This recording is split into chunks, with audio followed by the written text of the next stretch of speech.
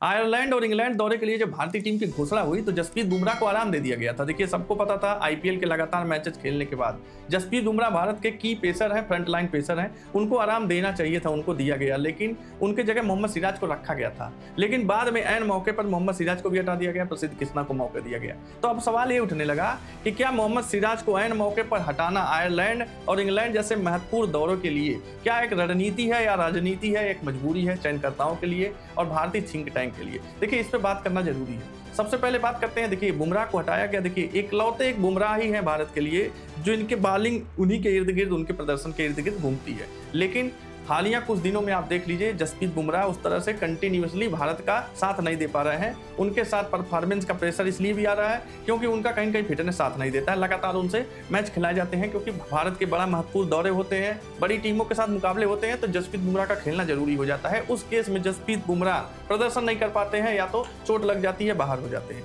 लेकिन देखिए भारत ने तोड़ निकाला कि भाई साहब छोटे छोटे जो सीरीज होंगे जसप्रीत बुमराह को आराम दिया जाएगा, ब्रेक दे दिया जाएगा, वर्कलोड मेजरमेंट उनके लिए किया जाएगा स्पेशली।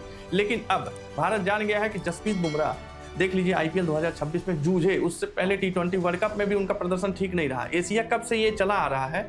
तो अब थोड़ा सा सचेत हुई है भारतीय टीम कि सिर्फ जसप्रीत बुमराह के भरोसे हम नहीं रह सकते, हमें एक ऐसा प्लेयर चाहिए जो लगातार अच्छा प्रदर्शन करके दे, लगातार एनर्जी स्टेमिना के साथ ग्राउंड पे एक्टिव रहे और बिना इंजरी के, और इंजरी हो भी जाए जल्दी जल्दी रिकवर करे। तो ये सब चीज़ मोहम्मद सिराज में था। मोहम्मद सिराज के बारे में सबसे अच्छी बात है, भले कंसिस्टेंट नहीं रह पाते प्रदर्शन वाइज, लेकिन उनके साथ सबसे अच्छी बात है कि वो लगातार मैदान पे मौजूद रहते हैं, फिटनेस उनका जबरदस्त लेवल का है। कोई भी सीरीज खिला दीजिए, छोटी बड़ी, टेस्ट मैच, ओडीआई, टी20, सब में वो मौजूद रहते हैं। इवन फ्रेंचाइजी क्रिकेट अपने गुजरात टाइटंस के लिए भी लगातार पूरे मैच इन्होंने खेला। तो ये सब देख के सिराज जितने फ्रेंचाइजी के लिए इंपॉर्टेंट है उतने भारतीय टीम के लिए इंपॉर्टेंट है। तो अब हुआ कि आयरलैंड दौरे के लिए अगर सिराज को ले लिया गया और आने वाली बड़े सीरीज में फिर सिराज की अगर जरूरत पड़ी, क्योंकि बुमराह का कोई ठिकाना नहीं होता, कब उनको चोट लग जाए, कब उनको बाहर करना पड़े, तो अब मैनेजमेंट ने ये डिसाइड किया कि भाई साहब सिराज को यहाँ देते हैं ब्रेक और प्रसिद्ध कृष्णा को आजमाते हैं। क्योंकि देखिए सिराज के साथ सबसे बड़ी वही कमजोरी है, कंसिस्टेंट उनका नहीं रहना प्रदर्शन।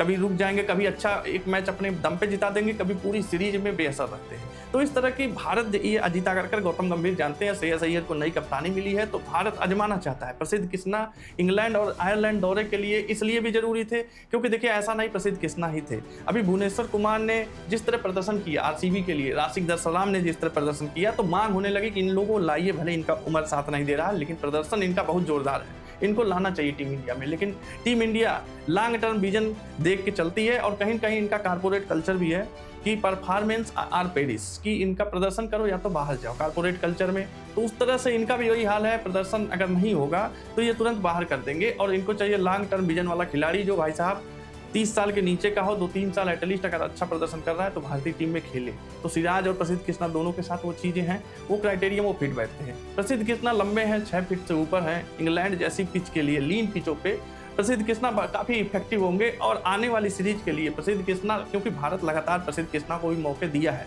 प्रसिद्ध कृष्णा ये नहीं कह सकते कि मुझे एक्सपीरियंस नहीं है, मैंने अलग अलग सीरीज में नहीं, मुझे मौके नहीं मिले, मौके उन्हें मिले हैं, तो अब उनको कैश कराने का जरूरत है। इसलिए अलग अलग जहां पे सीरीज, जिस फॉर्मेट पे प्रसिद्ध कृष्णा को मौके नहीं मिले हैं उस फॉर्मेट में भी इनको मौके दिए जा रहे हैं, जिससे कि अगर भारत कुछ कठोर फैसले ले, या तो प्रसिद्ध कृष्णा को लाने का या तो प्रसिद्ध कृष्णा को भूलने का, तो ऐसा ना हो कि इनको बिना मौके दिए भारतीय चयनकर्ता या कोच गौतम गंभीर भूल गए। इसलिए प्रसिद्ध कृष्णा को मौके दिए गए और सिराज से भारत को उम्मीदें हैं, इसलिए सिराज को ब्रेक दिया गया। तो इस तरह से कह सकते हैं कि एक रणनीतिक कमजोरी कह सकते हैं भारत की कि मोहम्मद सिराज को ब्रेक देना पड़ा, ऐन मौके पर उनका नाम वापस करना पड़ा। इन सब चीजों में, इन सब घटनाओं में आपका क्या राय है, कमेंट में अपनी राय बताइएगा। वीडियो पसंद है तो लाइक करिएगा, चैनल को सब्सक्राइब करिएगा। मिलते हैं अगले वीडियो। जय हिंद।